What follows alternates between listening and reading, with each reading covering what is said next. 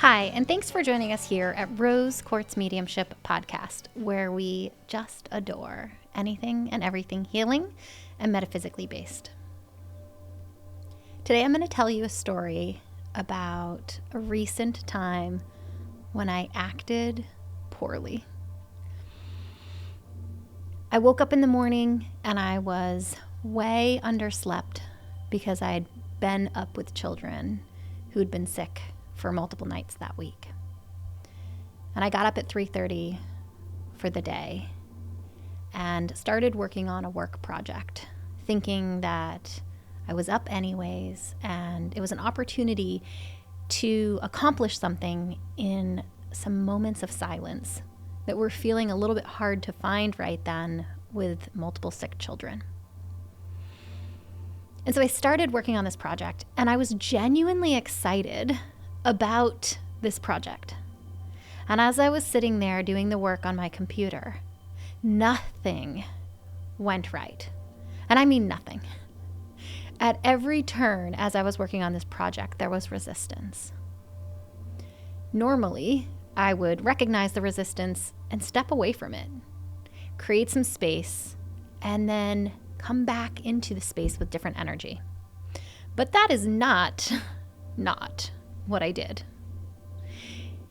I leaned into the resistance. I continued to try to press my agenda with the project. And after working on the project for a couple of hours, I had myself into an absolute fit. My body was so filled with anxiety and unsettled energy and anger that I finally decided that I was going to go outside and shovel some snow. We'd had a snowstorm the night before, and it was really wet, heavy snow.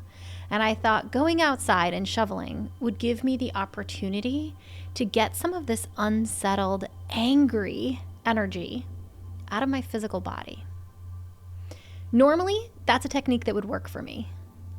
On this particular day, I was so far into my little temper tantrum that it didn't work very effectively for me. It did bring down some of the inner sensations that I was feeling.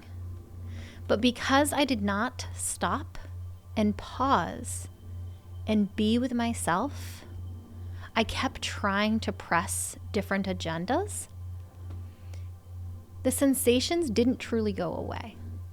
Mostly because I hadn't been with them yet.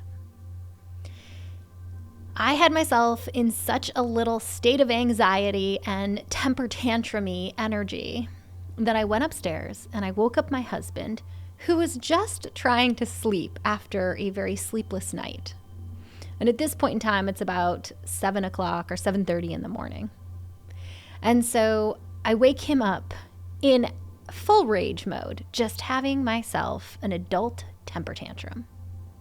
And I can only imagine what that felt like for him, right? After a night of no sleep himself, to wake up to that kind of chaos and unsettled energy must have felt horrible. I, however, did not stop having my little temper tantrum. I had a temper tantrum. I stomped my feet. I flailed around.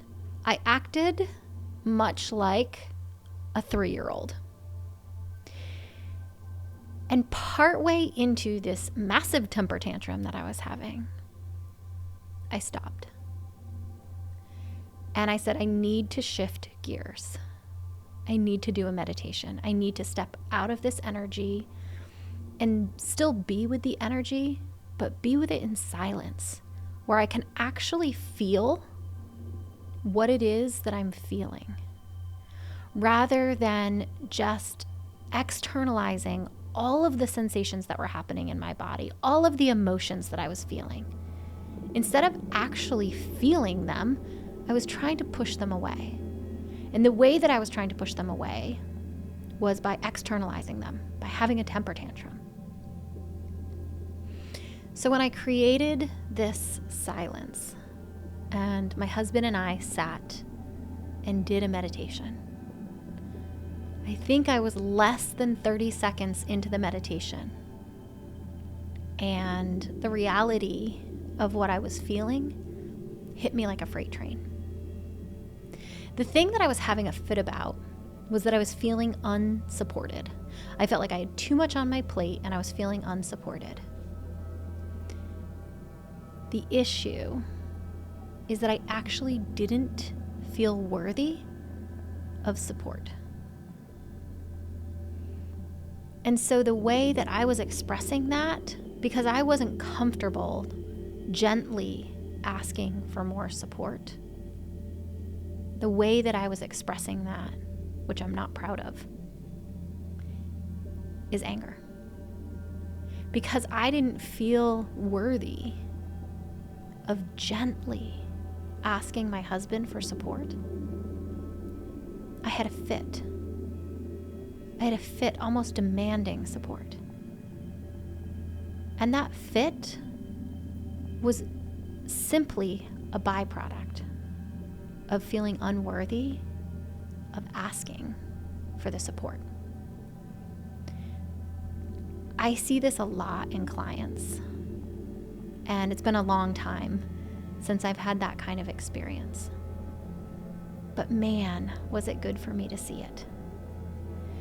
And so I sat with it. I sat with, where is the root of this?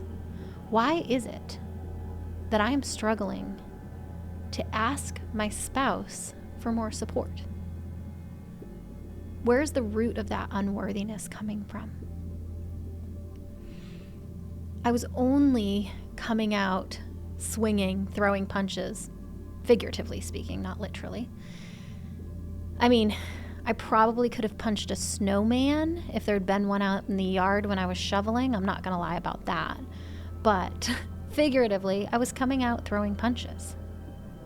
I was only throwing punches because I didn't feel worthy of gently asking for support. And so I really sat with it, and I looked at, where is the root of this hyper-independence coming from? And it was from a childhood experience, which is okay. I've had eyes on that. But it was another layer of this beautiful onion in the human experience that I got to be with, and I got to sit with. And I got to see in myself the places that I needed more healing, the places that I needed to love myself more, because that's not how I want to move through the world. I don't want to ask for support by screaming and having a temper tantrum and stomping my feet like a 3-year-old. I want to ask for support by gently having a conversation with my spouse, with eye contact, in a grounded, non-emotional state. And so it was a really beautiful opportunity for me to be with myself, to see the behavior that I was demonstrating, and to really look at the root of where it was coming from. Once I was able to really see that in meditation, I was able to have a really calm, grounded conversation with my husband about the fact that I needed more support, and also why it is that I had had a temper tantrum that morning. And I think that that kind of repair is really important. When we behave poorly, and believe me, we do as humans, it's part of the human experience, right? The duality of life. That's not a bad thing. It's just an experience that we're having. But when we behave poorly, when we show up in the world in a way that we're not proud of and in a way that we don't want to show up, it's important to look at why. What's the root of it? How do you heal that part of you? How do you love that part of you? And then repair for the people who you treated in a way that you don't want to treat them. And so it was an opportunity for me and my husband to have a really beautiful conversation. And I'm sure it was a lot easier for him to receive that conversation than the temper tantrum. I wanted to share this with you in the event that you notice a pattern inside of yourself, or even an isolated situation where you try and hold a boundary or you try to express an unmet need and bring anger with it. For many of us, the anger comes from a place of not feeling worthy. So I wanted to share this little story in the event that there's a piece there that resonates for you.